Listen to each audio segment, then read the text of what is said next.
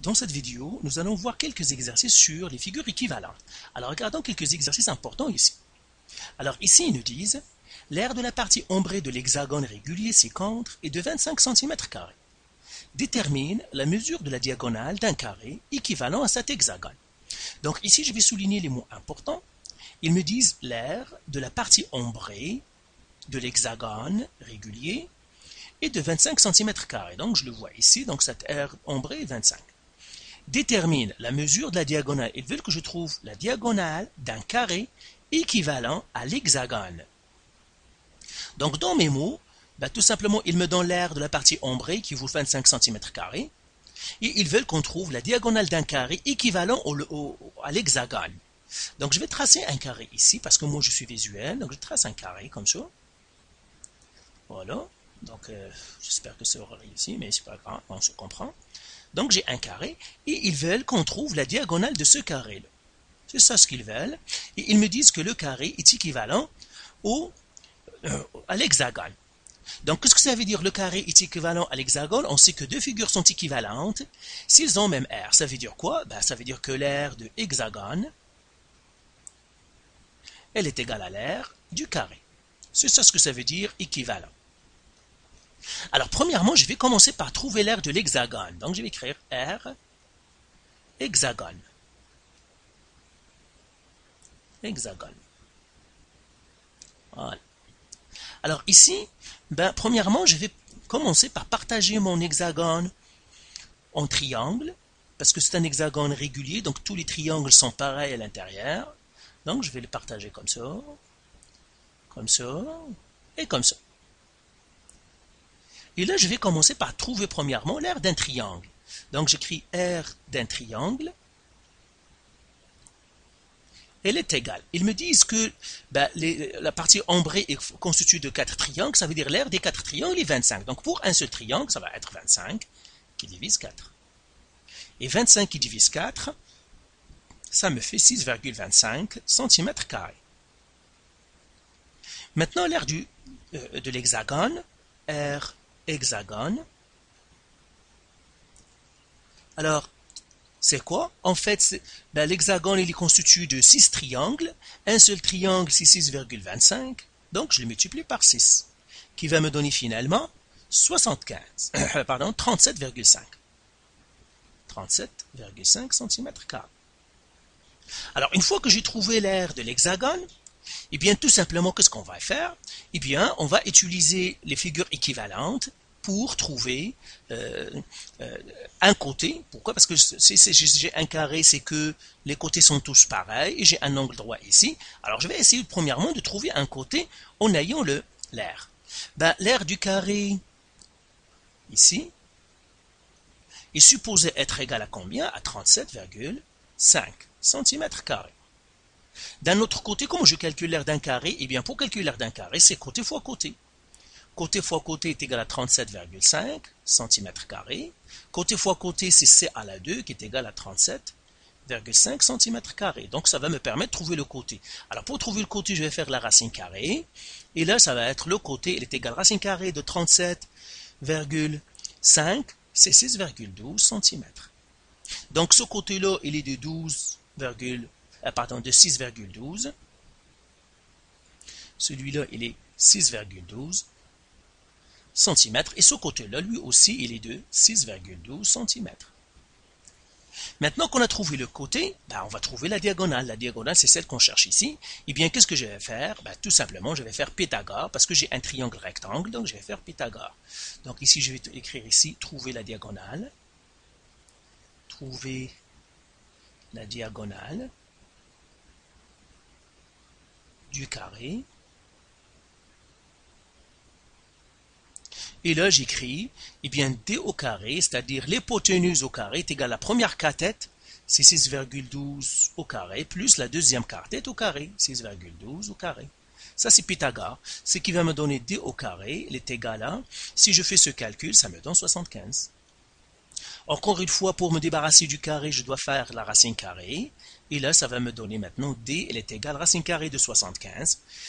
Eh bien, c'est 8,66. 8,66 cm.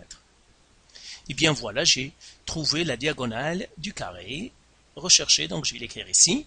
Je vais écrire diagonale ou bien D. Donc diagonale D égale à 8,66 cm. Pardon. Alors regardons un deuxième exercice maintenant. Alors ici ils nous disent, voilà, je vais descendre un petit peu pour qu'on voit tout. Ici ils nous disent, détermine si les deux figures ombrées séquentes sont équivalentes. Alors, je vais effacer ici premièrement. On va avoir un tableau vierge. Et là, je vais faire. Là, ils nous disent, détermine si les deux figures ombrées sont équivalentes. Donc, en fait, qu'est-ce qu'ils veulent? Ils veulent qu'on fasse les deux figures ombrées équivalentes. Équivalentes, ça veut dire qu'elles ont le même R. Donc, ils veulent qu'on vérifie est-ce que la première figure ombrée et la deuxième figure, cette R-là, cette couronne, l'air de cette couronne et l'air qui est ici sont pareils. Donc, qu'est-ce que je vais faire? Eh bien, tout simplement, je vais calculer l'air de la première figure, je calcule l'air de la deuxième figure. Donc, je vais le faire ici. Donc, pour la première figure, je fais R première figure. Donc, figure 1, donc R, figure 1. Et là, je regarde, pour calculer l'air de la première figure, c'est facile. Je dois faire l'air du grand disque moins l'air des deux disques. Donc, ici, donc j'écris R grand disque. Je mettrai D. Elle est égale. Alors, l'air d'un disque, c'est quoi? C'est pi fois rayon à la 2. Ici, le rayon, c'est combien? Je vais faire rayon, elle est égale au diamètre, qui est 5, qui divise 2, qui est de 2,5. Donc, si je le fais ici, je vais faire pi 2,5 à la 2. Et si je fais ce calcul, eh bien, il me donne 19,635. Maintenant, je vais faire l'air petit disque. Alors, l'air du petit disque encore, c'est pi fois le rayon. Ici, le rayon, il me le donne déjà. Pi fois 1 à la 2, qui va me donner en fait, 1 à la 2, c'est 1, qui me donnera 3,1416. Et maintenant, il faut multiplier ça par 2. Pourquoi? Parce que j'ai les deux disques. Donc, j'écris ici, donc, R zone. Eh bien, elle est égale à quoi? Elle est égale à 19,635 moins 2 fois l'air des petits disques 3,1416. Et ça me donne finalement 13,35. 13,35 cm². Donc, je l'écris ici, R figure 1, elle est égale à 13,35 cm². Alors maintenant, je vais effacer ici et faire la figure 2. Calculer l'air de la figure 2. Vous voyez, c'est facile, les figures équivalentes, tout simplement. Vous calculez les airs. On va voir aussi pour les solides, on calcule les volumes, et c'est tout. Donc ici, j'écris R figure 2. Elle est égale. Donc comme ça.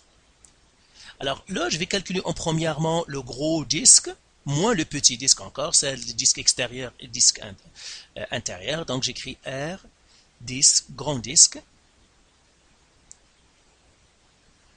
Elle est égale. Elle est égale à pi fois le rayon à la 2. Mais pour le grand disque, le rayon c'est quoi? Si je le continue comme ça, celle-là c'est 1.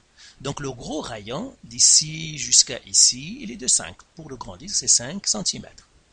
Donc ça me fera pi fois 5 à la 2, qui me donnera finalement, donc pi fois 5 à la 2, ça me donne 78,54 cm². Et là, je vais faire R, disque intérieur ou petit disque. Petit disque. Là aussi, c'est pi fois le rayon à la 2. Et ça me donne pi.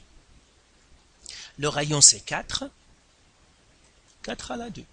Et ce calcul-là, lui aussi, combien il me donne? Donc, ce calcul-là me donne, c'est 50,26. 27 cm² en fait. Et maintenant, pour calculer l'air de la figure 2, donc j'écris ici R figure 2, elle est égale à 78,5 moins 50,27. Qui me fait finalement combien? Il me fait 28,26 cm². Donc ici j'écris R figure 2 est à peu près égal à 28,26 cm². Alors maintenant on va répondre à la question. Ils me disent détermine si les deux figures séquentes sont équivalentes. On va dire non. Pourquoi? Elles n'ont pas, les deux figures, elles n'ont pas le même R. Le même R. Voilà. Alors voilà pour ces deux exercices sur les figures équivalentes. C'est très facile. C'est un calcul d'air facile. Donc, et c'est ça. Alors faites les exercices du site et de vos manuels. Et si vous avez encore des questions, vous pouvez nous contacter.